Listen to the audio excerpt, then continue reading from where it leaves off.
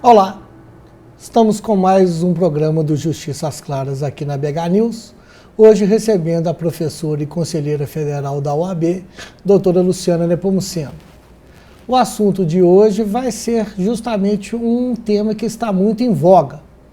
Vai ser a sucessão dos processos que estavam com o ministro Theury, que infelizmente faleceu no mês de janeiro, vindo a ser substituído pelo ministro Facchini.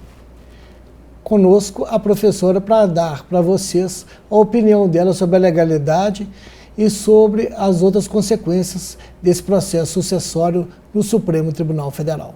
Doutora Luciana, é um prazer tê-la aqui com a gente. Prazer é todo meu, Cristiano. Obrigada pelo convite. Vamos lá. A população inteira e a gente jurista, o operador do direito de uma forma geral, quer saber. O que a senhora acha dessa sucessão? O que vai ocorrer? Como que vai ser essa transição? Se ela já está ocorrendo, é óbvio, e o ministro Facchini já recebeu esses processos, mas como que a senhora tem visto esse processo de uma forma geral lá no STF? Bom, a gente tem que retomar ao ponto do óbito do ministro Theury, que era o relator da Lava Jato. O óbito ele trouxe uma comoção social não só pelo fato de como ele ocorreu, num trágico acidente aéreo, mas também com a pergunta que passou a nortear todas as rodas de conversa sobre o que aconteceria com os processos Lava Jato. Muitas pessoas começaram a especular, falando que iria ter uma paralisação, que eles iriam ficar atrasados, só que o tempo foi nos mostrando que outra foi a solução que não a de ficar paralisados os processos.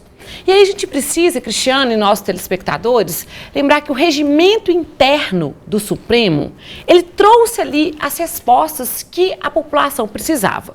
Porque tem um primeiro artigo, que é o 38, que fala que em caso de morte, aposentadoria, por exemplo, os processos seriam assumidos pelo novo ministro nomeado para a vaga do ministro Theury. Certo, mas o tribunal estava de férias. Exatamente. E esse artigo 38, além da questão do recesso forense, dependeria da nomeação pelo presidente da República. E todos nós sabemos que esse processo, passando pela indicação do presidente Michel Temer, passando pela sabatina no Senado, até a efetiva nomeação, demora-se muito tempo.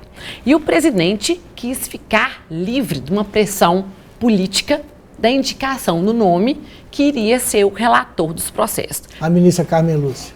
Então, não, ele ia indicar o ministro que hoje já está indicado, que ficaria como relator. Então, o que acontece? O presidente ele foi muito perspicaz. Por quê?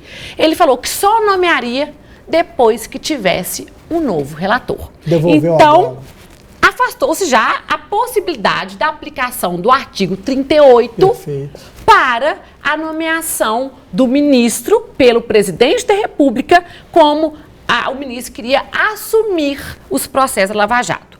Com isso, nós tivemos que recorrer a um outro artigo do regimento interno, que é o artigo 68. O que, por sua vez, diz o artigo 68? O artigo 68 diz que em todas situações de risco ao direito, aí o próprio artigo exemplifica, mandado de segurança, habeas corpus, nas reclamações, havendo esse perigo ao direito, é possível, nesse caso de risco, se ter ali um novo sorteio, se fazer um sorteio para quem será o novo relator.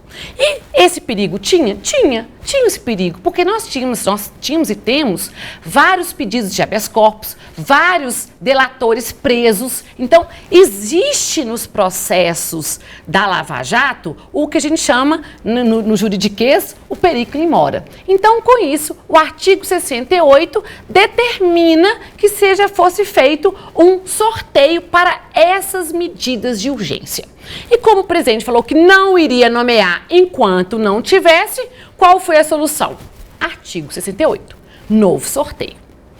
E aí, o que coube a presidente do Supremo, ministra Carmen Lúcia, fazer? Decidir, obviamente, pelo sorteio desse relator, desse novo relator, e só que estava pendente o que antes do sorteio? As delações que seriam homologadas. Apenas no aspecto formal. Isso, porque o ministro Theury já havia anunciado que em fevereiro, no início de fevereiro, ele iria homologar as 77 delações ali pendentes.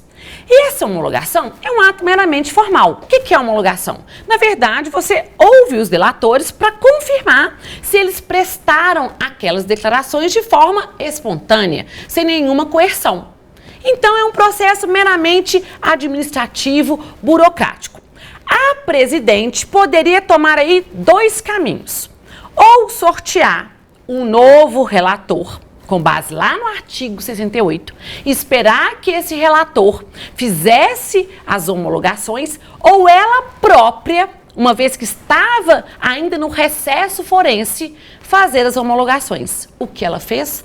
Ela se valeu dessa permissão regimental para ela, enquanto estava pendente o recesso e na qualidade de presidente do Supremo, fazer as homologações.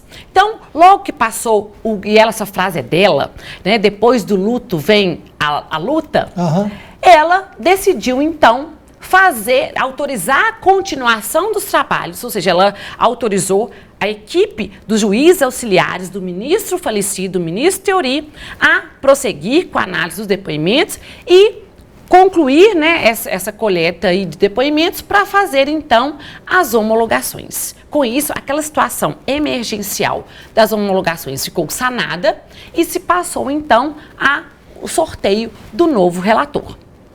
Deixa eu te perguntar uma coisa, nós estamos chegando ao final desse bloco, mas eu queria saber, do alto da sua expertise, esse ato dela não tem nada de ilegal, não? Não, ela enquanto presidente e em razão da natureza emergencial das homologações e da própria pressão popular, né, para mostrar à sociedade que aquele processo não vai ficar parado.